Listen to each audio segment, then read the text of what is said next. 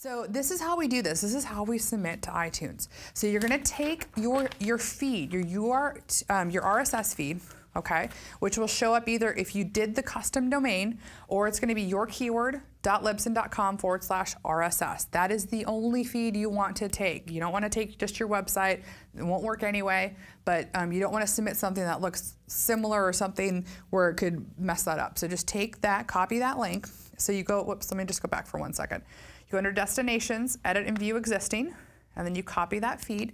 Then what you want to do is you want to verify your feed address. This is just to check. Remember I talked about if you saved anything funky or anything's acting up, just to make sure everything's all set up, you want to validate that. And you should get a congratulations, okay? Should be congratulations, you're good.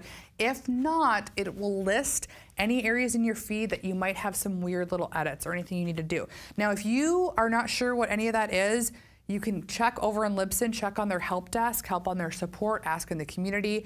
Sometimes, most often than not, it's something little that you missed, or you save something funky and it's making it messed up. Okay.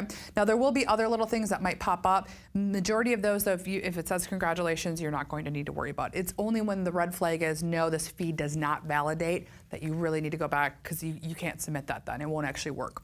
So, and I've had people submit in iTunes and then they realize they did something wrong and the audio wasn't playing. So just make sure you don't save any weird characters. Those are the big red flags, okay? So once you've checked that, now what you want to do is you want to open up iTunes. So if you'll see here, this isn't the full shot of iTunes, but you saw the menu at the top. Click on podcasts. Then what you want to do, remember where we checked for the categories, where all that was? Down below it says podcast quick links. Now this may change out every once in a while. They changed this about a year ago, some of the little links in there, but submit a podcast is always usually at the bottom. So click on submit a podcast, okay, and you can see it right here. Then what's going to pop up is this blue window, and it's literally 3 simple steps. So all of your big work comes down to 3 little simple steps, okay? So what you do is you paste your feed URL there. Okay, that's the RSS feed. Click continue. What's going to pop up then is it'll ask you to enter your iTunes login if you haven't already. So then you just enter in your username and password.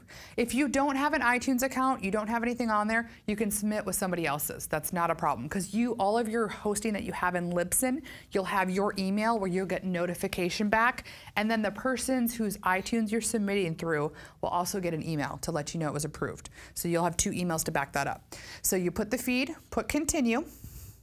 Now this can take 2 to 7 days to fully populate.